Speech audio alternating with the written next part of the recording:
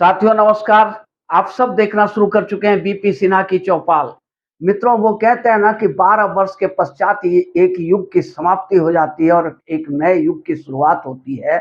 मतलब 12 वर्ष में एक पुराना युग बीत जाता है और नए युग की शुरुआत हो जाती है। अगर इस बात को परखना है, जांचना है और सत्य देखना है, सत्य होते हुए देखना है, तो दिल्ली के वर्तमान मुख्यमंत्री अरविंद केजरीवाल की तरफ आप एक नजर डालकर देखो। आज से ठीक 12 साल पहले एक दुबला पतला सा सांवला सा, जिसकी गाल धसी हुई थी, आंखें पिचकी हुई थी, जिसका वजन मात्र 40 किलो था, एक ऐसा नौजवान भारत की सियासत में अपना पहला कदम रखता है और कदम रखते के साथ भारत की सियासत के आसमान पे पहुंच जाता है।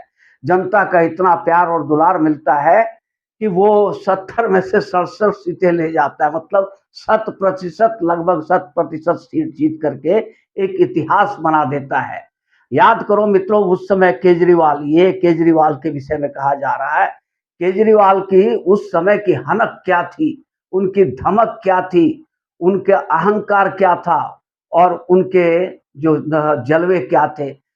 उस समय के केजरीवाल के जलवे जलाल देखने लायक होता था। वो अपने सामने किसी को कुछ समझते ही नहीं थे। आत्मविश्वास से लबरेज केजरीवाल जिसको मन होता था उसको बेइज्जत कर देते थे। जो मन होता था, जिसके विषय में जो मन होता था वही बोल देते थे। पर 12 वर्ष के पश्चात मित्रों, आज 2012 से 2024 आ गया। 12 वर्ष के पश्चात जो युग व्यतीत हो गया, इसका मतलब हम एक ही बात कह सकते हैं, केजरी युग की समाप्ति हो गई 12 साल के अंदर में। एक नया युग की शुरुआत हुई और नए युग की शुरुआत में जो ट्रेलर देखने को मिला कल लखनऊ में, लखनऊ के प्रेस कॉन्फ्रेंस में, जो केजरीवाल शेर की तरह दहाड़ते थे, झपटते थे, बदतमीजियां करते थे, बकवास करते थे, किसी को भी बेइज्जत कर देने में उन्हें जरा सा भी हिचक नहीं होती थी। प्रधानमंत्री जैसे पोस्ट को चौथी पास राजा कहकर मजाक उड़ाने वाला केजरीवाल और अमित शाह जैसे गृह मंत्री को तड़ी पार कहकर मजाक उड़ाने वाला केजरीवाल के हाथ कांप रहे थे, शरीर कांप रहे थे, चेहरा काला पड़ा हुआ था। कल का प्रेस कॉन्फ्रेंस में उनकी आवाज नहीं निकल रही थी। जब स्वाति मालीवाल के ऊपर में उनसे क्वेश्चन किया लखनऊ के पत्रकारों ने, तो वो उन्हें लगा कि मैं बुरी तरह फंस गया, क्योंकि ये दिल्ली के पत्रकार नहीं है जिन्हें आप एडवर्टीजमेंट दे देकर मुंह बंद करके रखे हैं, जो आपसे कोई सवाल नहीं करते हैं। किसी तरह का कोई ऐसा सवाल नहीं करते हैं जिससे आप मुश्किलों में घिर जाएं। पर कल जब आप लखनऊ में थे, तो लखनऊ के पत्रकार दिल्ली के पत्रकार नहीं है। उनका एक क्लास ही अलग है, मिजाज अलग है, तेवर अलग है। और जब उन्होंने आपको छीलना शुरू कर दिया स्वाति मालीवाल के ऊपर में, तो आपकी आवाज बंद हो गई, बोलती बंद हो गई। वो मतलब चेहरा देखने लायक था, हाथ कांप रहा था, शरीर कांप रहा था। ऐसा केजरीवाल को लोगों ने पहली बार देखा है मित्रों, पहली बार।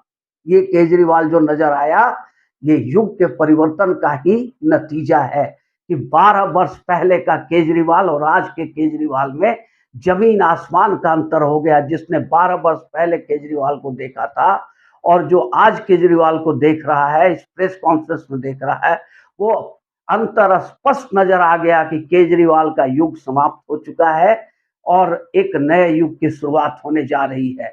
अब केजरीवाल के युग की समाप्ति में केजरीवाल की लंका को में आखिरी कील जो ठोकी, वो स्वाति मालीवाल निकली।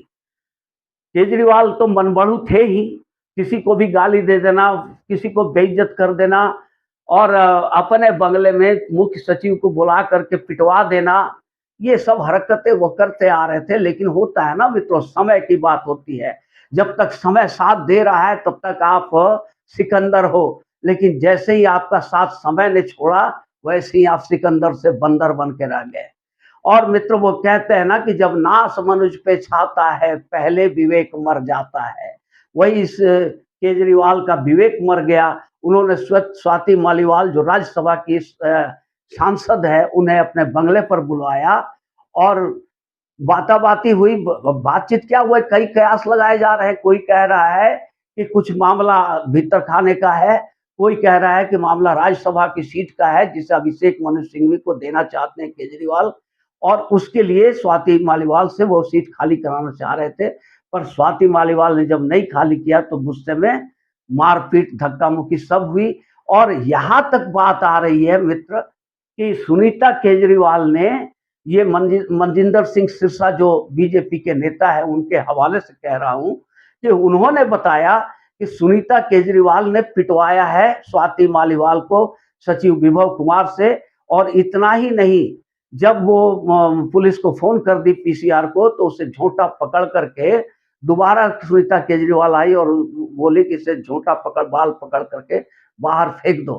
तो बहुत मार मारा इन्होंने।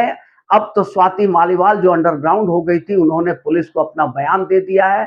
उन्होंने ये बताया है कि मुझे बहुत बुरी तरह मारा गया है, केजरीवाल जी के घर में विभव कुमार ने मारा है और उनके इशारे पर ही मारपीट हुई है।